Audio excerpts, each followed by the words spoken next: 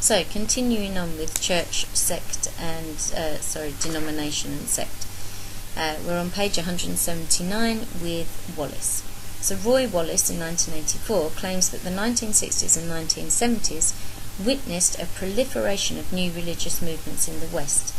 They were only new, however, in the sense that they were either reworkings of the dominant indigenous religions based on Judeo-Christianity, such as the Jesus people, or imported from other traditions, as with the International Society for Krishna Consciousness, or ISKCON, and the Divine Light Mission.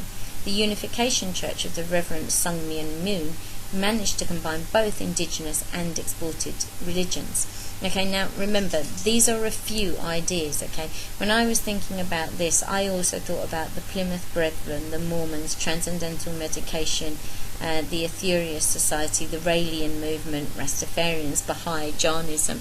Okay, if you want to bring them into those definitions, there are myriad groups that we could pull into here. Okay, so these new movements can be categorized into three types: world rejecting, profoundly rejecting the world around them as corrupt and beyond redemption, as with the children of God; world accommodating, neither accepting nor rejecting the surrounding society, such as neo-Pentecostalists; and world affirming, accepting most of the goals and values of the wider society. This latter group is typified by psychologically based groups such as Scientologists. Okay, and obviously we hear a lot about the Scientology in the newspapers, with people like Tom Cruise and John Travolta being members of the group, and we have to question kind of what's going on behind them. But these three definitions are really important, because rather than giving the sects specific ethical, or like we talked about, economic and fitting into the problems of society, these are talking about how the sect fits into society. So is it world affirming, world rejecting, those types of things, okay? Behind the emergence of these new religions, Wallace believes, is what Weber described as the process of rationalization in industrial societies, whereby life has become organized in terms of instrumental considerations. The concern for technical efficiency, maximization of calculability and predictability, and subordination of nature to human purposes. The disenchantment that results from living in such a routine and predictable world leads many, particularly the young, to search for meaning to an otherwise pointless existence. Okay, so here we go then. The idea behind this, Wallace thinks, is the fact that society has become so mechanical, so caught up in scientific advance and technological advancement, that people want something unpredictable in their world, something exciting and magical to happen. So we're going back to where Comte is talking about the fact that you have these eras in societies and epochs in societies, and now people are disillusioned, and they want there to be something more exciting to life than just the predictability of work until they're 65 and then retire. So Barker and the Moonies. Wallace's general points are backed by Eileen Barker's study of people who have joined the Moonies. Using in-depth interviews, Barker sought to understand the rationale behind becoming a member of such a group. Why would anyone join a church which had, as one of its articles of faith, the belief that its leader, Moon, was ordered to set up his church after experiencing a vision in which Jesus told him he was the Lord of creation? Moon's mission was therefore nothing less than to be the second coming, complete with his own rewritten version of the Bible. Okay, so this sounds pretty unbelievable, but the Moonies, or the Unification Church, have been able to pull in many followers.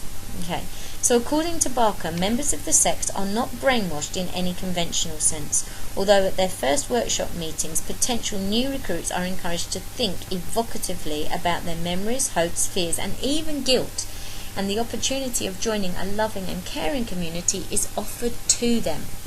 Okay, so what the Moonies do is they encourage young people, and they tend to work between the ages of 18 and 25 predominantly, to leave their family. And this is where the controversy comes. Okay, their family members are then searching for them or trying to release them from the grip of the Moonies, which they see as being so negative. Okay, a certain type of person is attracted to the Unification Church. Those who have responded have tended to be overwhelmingly between the ages of 18 and 28, predominantly male, disproportionately middle class, and usually unmarried, while home church or associate members tend to be older, female, of a slightly lower class, although still disproportionately middle class, and frequently married. Okay, so there's a difference between the males and females that join. Push factors for recruitment. Becoming a Moonie offers an outlet for youth's idealism, its need to experiment, and its rebelliousness.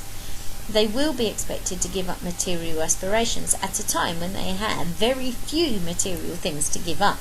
But becoming a Moonie is more than this. It attracts people whose idealism outweighs their materialism, because it is a religion that offers to change this world for everyone, so that it is a better world, indeed the best of all possible worlds. It will be a world in which a loving, caring God has a loving, caring relationship with each individual, and in which each individual will also find him or herself as an integral part of a God-centered family. Okay, and this is what Barker found from her research. The way that the Moonies attracted people. Okay, so at the ages of 18 to 25, 28, people may be disillusioned with the world. They don't know where exactly they want to go, what exactly they want to achieve. And so this seems like a great thing to be a part of. Each individual is given tasks to perform and goals to achieve, such as recruiting new members or fundraising, in such a way that everyone has a clearly described role and a goal. Okay, now one of the problems with this is that Moonies have been criticised for using this technique called flirty fishing, where they use young, attractive females to draw men into the society. Okay. Moonies are recruited against a backcloth of general disillusionment and discontent. Many of them see the world as a divisive, turbulent, chaotic society characterised by racial intolerance, injustice, cutthroat competition, and lack of direction. Everything is relative to the utilitarian interests and desires of a pleasure-seeking, money-grabbing, power-hungry population. Okay, so this is the way that society is presented, so that people joining the Moonies see they're getting away from all these negative things and they're coming to this very positive, loving, caring relationship with God. This form of rejection of the material world is only the latest in a series of rejections by middle-class youth dating back to at least the 1960s. Indeed, these cults are a result of the failure of the hippie movement of the 1960s to deliver real social and personal change, or to give meaning to a young person's existence. Okay, so we have to question, why did this actually fail? Was it because it lacked a spiritual or moral dimension, and therefore this needed to be added? This is what the Unification Church provides. It offers freedom from directionless choices and an opportunity to belong, to do something of value, or to be of value. Now, do you remember at the beginning when I talked about this idea of if people don't believe in God, they don't believe in nothing, they believe in anything. People don't want to be the ones to make choices. They want other people to make them for them. It's much easier to be a follower than to be a leader in that sense.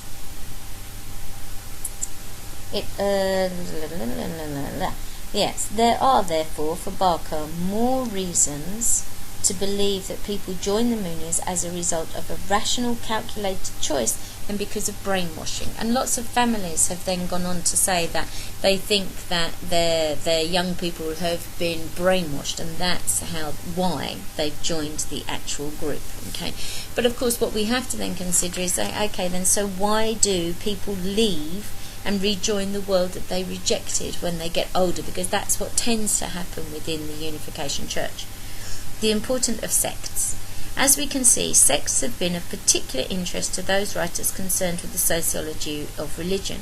As James Beckford argues, although the actual number of people involved or likely to be involved in sects amounts to a small proportion of the population in Europe and the USA, they are nevertheless important not only to the sociology of religion, but to sociology itself.